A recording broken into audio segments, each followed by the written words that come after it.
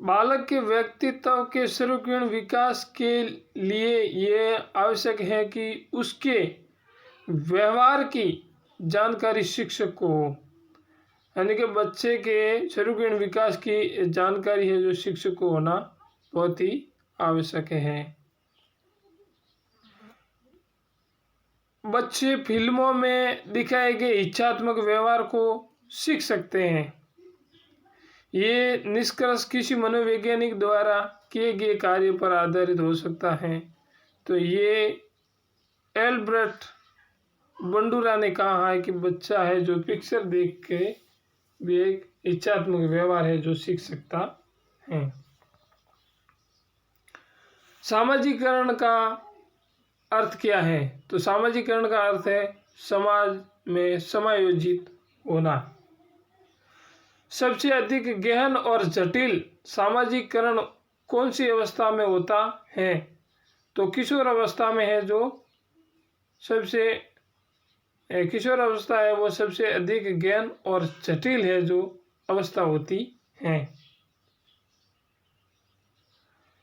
अपनी कक्षा के बच्चों में सामाजिकरण की प्रक्रिया को तेज करने के लिए शिक्षक को अपना बर्ताव है जो कैसा रखना चाहिए? तो स्नेह और सहानुभूतिपूर्ण होना चाहिए। सामाजिकरण की प्रक्रिया में अनुकरण को उपयोगी तथा विकासात्मक बनाने के लिए आवश्यक तत्व कौन से हैं? तो वो है परिवार और पड़ोस। मानसिक विकास की औपचारिक सक्रियात्मक अवस्था की मुख्य विशेषता कौन सी है? तो अमूर्त चिंतन है। कोलबर्ग के अनुसार सही और गलत के प्रश्न के बारे में निर्णय लेने में शामिल चिंतन प्रक्रिया को कहा जाता है तो नैतिक तर्क करना कहा जाता है। पियाजे के अनुसार संज्ञानात्मक विकास के किस क्षण पर बच्चा वस्तु स्थायित्व को प्रदर्शित करता है? तो मूर्त सक्रियात्मक अवस्था। वह स्तर जिसमें बच्चा किसी वस्तु एवं घटना के बारे में तार्किक रूप से सोचना शुरू करता है वो क्या कहलाता है? तो पूर्व की क्रियात्मक अवस्था में। संवेदी ज्ञात्मक अवस्था को और किस नाम से जाना जाता है? इंद्रिय जन ज्ञान की अवस्था। अधिगम अंतरण से क्या तात्पर्य है? अधिगम अंतरण से तात्पर्य है किसी पूर्व ज्ञान के आधार पर नए ज्ञान को सीखना और अधिगम अंतरण कहलाता है। उदाहरण के लिए साइकिल चलाने वाला व्यक्ति स्कूटर चलाना जल्दी सीख जाता है। अधिगम अंतरण कितने प्रकार के होते हैं? अधिगम अंतरण है वो 3 प्रकार के होते हैं। एक है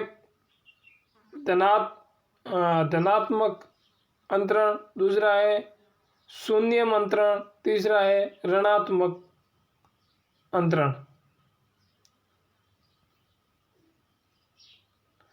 धनात्मक अंतरण कितने प्रकार का होता है? तो धनात्मक अंतरण है ये 3 प्रकार के होता है। क्षैतिज, समांतर, ऊर्ध्व, लंबवत, द्विपार्श्विक। गणित संबंधी विकार को क्या कहते हैं? गणित संबंधी विकार को डिस्कैलकुलिया कहते हैं। पढ़ने संबंधी विकार को क्या कहते हैं? पढ़ने संबंधी विकार को डिसलेक्सिया कहते हैं। लिखने संबंधी विकार को क्या कहते हैं? डिस्ग्राफिया कहते हैं। लिखना, पढ़ना और बोलना संबंधी विकार को क्या कहते हैं? डिस्ट्रोक्सिया।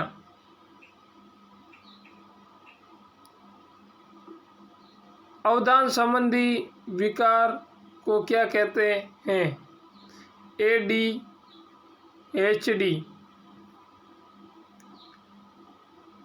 विशिष्ट बालक कौन होते हैं? विशिष्ट बालक वे बालक होते हैं जो सामान्य बालकों से हटकर होते हैं।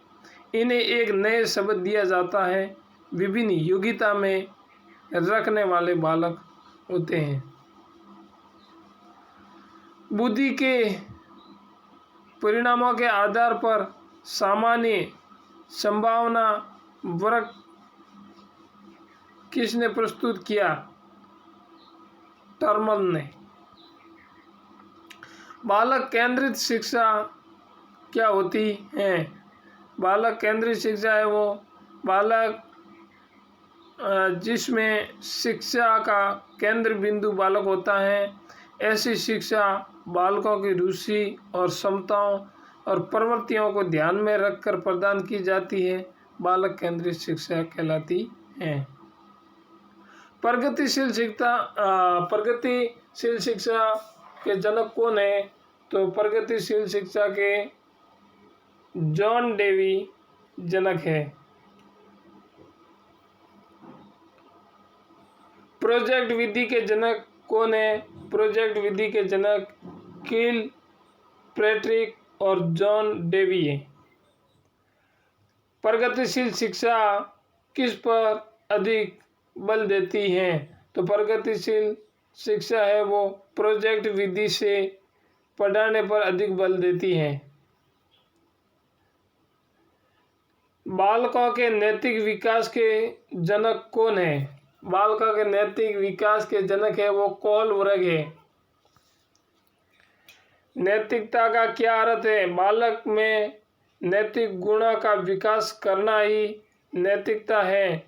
जैसे झूठ न बोलो, बड़ों का आदर करना, दूसरों की आज्ञा का पालन करना, दूसरों की सहायता करना, मिलजुल कर रहना।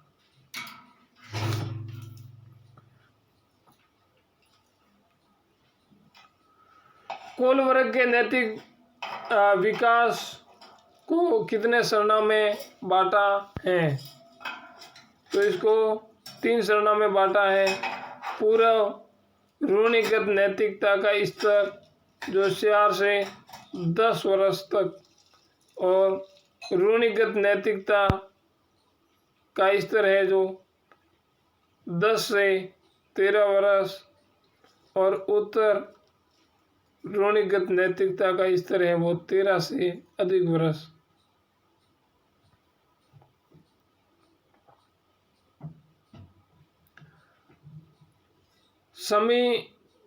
समीपस्थ विकास का सिद्धांत ZPD सिद्धांत किसने दिया? वाइगोट्स्की ने। वाइगोट्स्की कहाँ के निवासी थे? वाइगोट्स्की रूस के निवासी थे। अंधों की लिपि के जनक कौन है? अंधों की लिपि के जनक है लुई ब्रेल। LKG व UKG पद्धति के जनक कौन है? फ्रोबेल। नर्सरी पद्धति के जनक कौन है? मारिया मॉन्टेसरी। धूल एवं पर्यंत सिद्धांत किसने दिया? थॉर्नडाइक ने।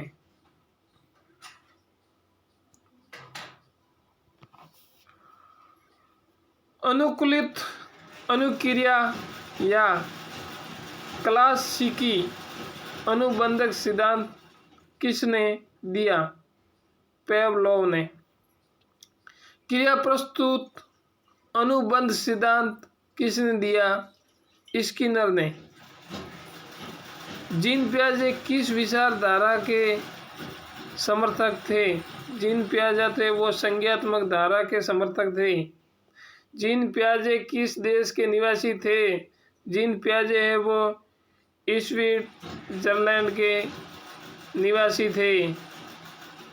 जीन पियाजे ने अपनी प्रयोग किस किस पर किया?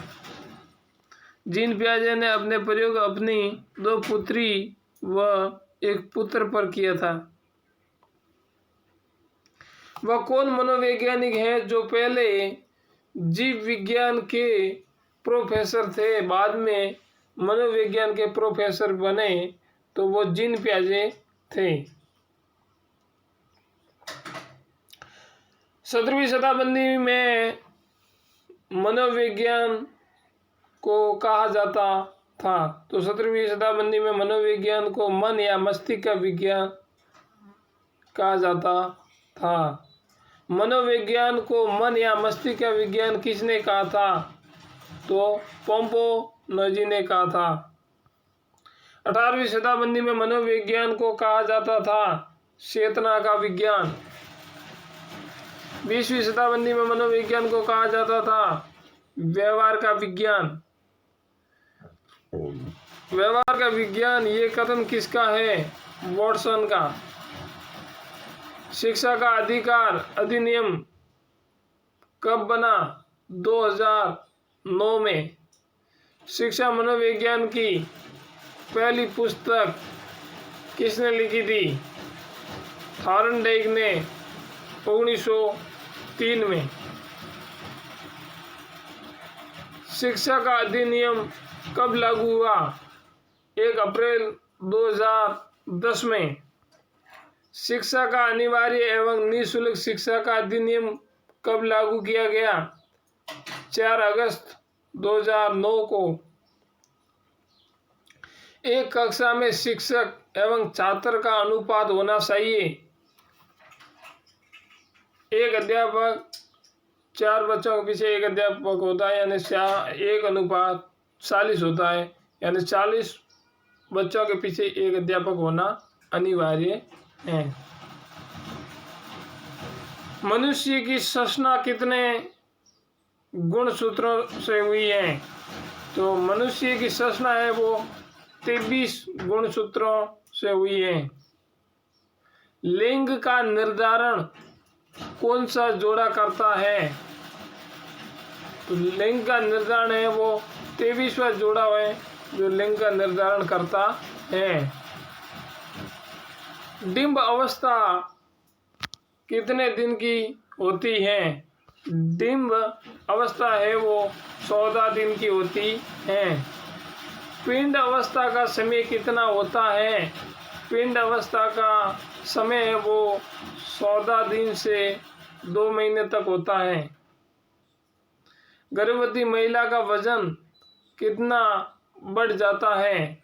तो गर्भवती महिला का वजन है वो 10 किलो से लेकर 12 किलोग्राम तक बढ़ जाता है। मनुष्य किस प्रजाति में आता है? मनुष्य है वो होमो सेपियंस प्रजाति में आता है। जन्म के समय बालक का वजन कितना होता है? तो जन्म के समय बालक का वजन है वो 2 किलो 700 ग्राम या 7 से 7.5 पाउंड होता है। शिक्षा मनोविज्ञान की उत्पत्ति कब हुई थी? शिक्षा मनोविज्ञान की उत्पत्ति है वो 1900 ईस्वी में हुई थी। मनोविज्ञान को एक विषय के रूप में निश्चित आधार देने का श्रेय किसको जाता है? तो विलियम जेम्स को। ये अमेरिका के थे। अमेरिका के मनोवैज्ञानिक के जनक किसे माना जाता है? विलियम जेम्स को अमेरिका का मनोवैज्ञानिक माना जाता है। वाइगोट्स्की ने बालकों के विकास के लिए कौन सा सिद्धांत दिया? वाइगोट्स्की ने बालकों के संज्ञानात्मक विकास का सिद्धांत दिया। वाइगोट्स्की के संज्ञानात्मक विकास का सिद्धांत और किस नाम से जाना जाता है? वाइगोट्स्की के संज्ञानात्मक विकास का सिद्धांत सामाजिक एवं सांस्कृतिक सिद्धांत के नाम से भी जाना जाता है। संज्ञानात्मक विकास का सिद्धांत है जो कितने विद्वानों ने दिया? तो संज्ञानात्मक विकास का सिद्धांत 3 विद्वानों ने दिया था। जीन पियाजे, दूसरा है